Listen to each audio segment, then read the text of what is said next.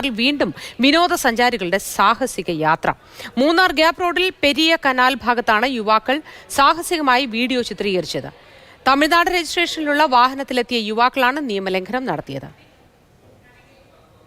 മൂന്നാർ മാട്ടുപ്പെട്ടി റോഡിൽ കേരള കർണാടക രജിസ്ട്രേഷനിലുള്ള 2 കാറുകളിലായി എത്തിയവരാണ് സാഹസികമായി യാത്ര ചെയ്തത്. കേരള രജിസ്ട്രേഷനിലുള്ള കാറിലെത്തിയ കുട്ടികൾ കാറിന്റെ ഡോറിൽ കയറിയിരുന്നാണ് യാത്ര ചെയ്തത്.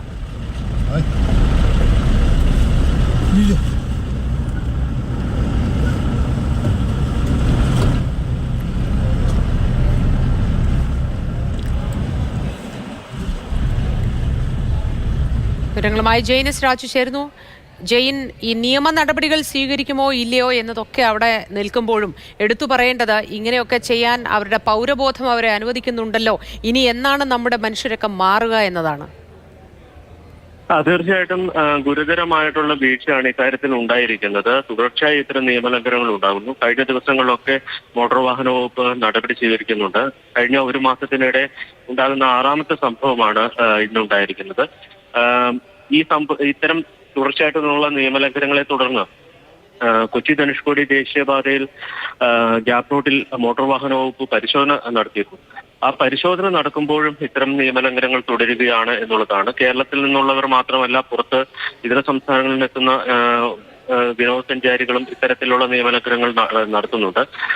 ഇപ്പോൾ തൊട്ടടുത്തുള്ള തമിഴ്നാട്, അതോടൊപ്പം തന്നെ കർണാടക, പുതുച്ചേരി ഉൾപ്പെടെയുള്ള സംസ്ഥാനങ്ങളിൽ നിന്നെത്തിയ വിനോദസഞ്ചാരികളെല്ലാം സമാനമായിട്ടുള്ള നിയമലംഘനങ്ങൾ നടത്തിയിട്ടുണ്ട്. ഇന്നലെ ഇപ്പോൾ തലശ്ശേരിയിൽ നിന്നുള്ള ഒരു വാഹന ഉടമ അദ്ദേഹത്തിന്റെ കുട്ടികളാണെന്ന് തോന്നുന്നു ഈ കാറിന്റെ ഡോറിലിരുന്ന് യാത്ര ചെയ്യുന്ന ദൃശ്യങ്ങളും പുറത്തു വന്നിട്ടുണ്ട്. അവരെയൊക്കെ മോട്ടോർ വാഹന വകുപ്പ് വിളിപ്പിച്ചിട്ടുണ്ട്. ഇനി അവരുടെ ലൈസൻസ് റദ്ദാക്കുന്നത് അടക്കമുള്ള കാര്യങ്ങൾ ഉണ്ടാകും. പക്ഷെ അപ്പോഴും സ്വയം അപകടത്തിൽപ്പെടാതെ മറ്റുള്ളവരെ അപകടത്തിലാക്കാതെ വാഹനം ഓടിക്കേണ്ട ഉത്തരവാദിത്വം ഓരോരുത്തർക്കും ഉണ്ട്. ലൈസൻസ് ഉള്ളവർക്ക് എല്ലാവർക്കും ആ ഉത്തരവാദിത്വം ഉണ്ട് എന്നുള്ളതും നമ്മൾ മനസ്സിലാക്കും. അതെ, ജെയിൻ പറഞ്ഞത് ശരിയാണ്. നമ്മൾ വാഹനം ഉപയോഗിക്കുമ്പോൾ നിയമ നടപടി സ്വീകരിക്കപ്പെടുമോ ഇല്ലയോ എന്നുള്ളതല്ല, ഇത് അറിവില്ലായ്മയാണ്, അജ്ഞതയാണ് എങ്കിൽ അതെന്തുകൊണ്ട് സംഭവിക്കുന്നു എന്ന കാര്യവും പരിശോധിക്കേണ്ടതുണ്ട്. നമുക്ക് അത്തരം